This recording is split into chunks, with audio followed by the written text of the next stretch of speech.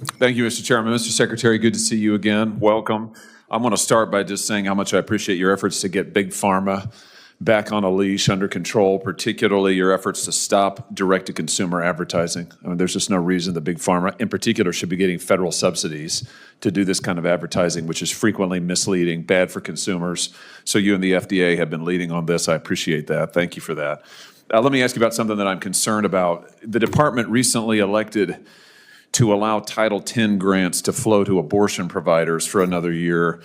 Let me contextualize this and give you an example from my state as to why this concerns me.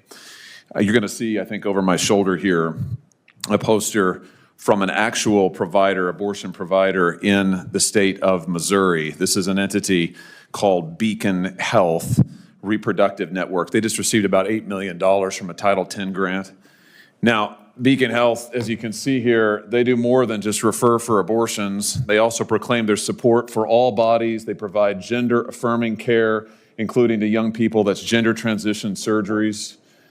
These folks now, who, by the way, went to my state legislature and tried to prevent the legislature from writing in the difference between male and female, defining that in state law. They opposed our ban in the state of Missouri on transgender surgeries for minors. So that's the kind of folks here. They're getting now $8 million in taxpayer funding from the Title X program because of the department's decision. When can you tell me, when are we going to stop funding people like this? I don't think that this kind of entity ought to be getting federal tax money. Have concerns about giant data centers being built in communities across America? Wondering whether taxpayer money should be funding controversial organizations? Well, a recent Senate hearing delivered a fiery exchange that touched on both issues. In today's video, we'll break down a tense conversation between a U.S. Senator and the Secretary of Health and Human Services.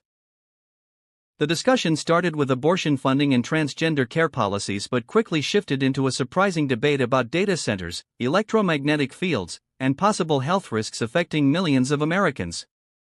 Stay tuned because some of the claims made during this hearing are already generating major reactions. That would prevent going forward, any federal tax dollars from flowing to an abortion provider or an abortion referrer. I mean, are you still pursuing that? You mean outside of the Hyde Amendment's reach? Yes, yeah. But for instance, I'm happy to work with you on that. Okay, good. I think that's important. I think that we should not be funding entities like this. And, personally, I think a litigation risk, I'd rather take the risk in litigation than subject children in my state to transgender care funded by federal taxpayer dollars. So I appreciate you working on this. I think if you look at the new novos, you'll be very happy. Good. On a different subject, there are currently in the state of Missouri something like 60 data centers. We have many, many more that want to come into the state. I think there are 4,000 data centers currently being built in the United States. Over 3,000 are already in operation. When I go home now, I get asked all the time by people who are big MAHA people. I get asked constantly about the health risks around these data centers. And I honestly don't know what to tell them because I don't know what the science is. But I just want to rehearse this for you. I'm going to show you a picture of a data center. This is in North Kansas City. I mean, these are massive. This is going to consume, I think it's 700 megawatts of power. That's enough for 300,000 homes in 1 year. But I get asked constantly things about electromagnetic fields. This is like having these data centers, like having multiple high voltage transformers all located in one place. Is that an increased cancer risk? I have people in my state who worry that it is, who are now living next to these data centers. They worry about decibel levels, causing things like headaches, migraines, vertigo, other neurological disorders. My question to you is this something that HHS will study to look at the potential health effects here so we can get a handle on what is a health risk, what's really not a health risk, so that we know what we're dealing with when we're talking about thousands and thousands and thousands of these being built, not just in my state, all over the country? Yes, sir. And I just want to say that I've litigated on this issue.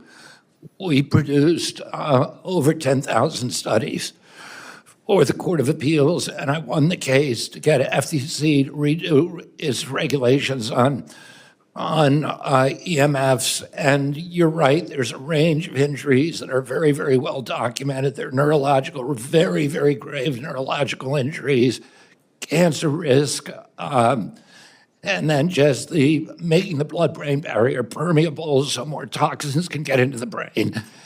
The risks to me are horrendous, and but we are. I've asked both ARPA and the Surgeon General's office to either do meta reviews or to do base studies on this issue so that we can better inform the American.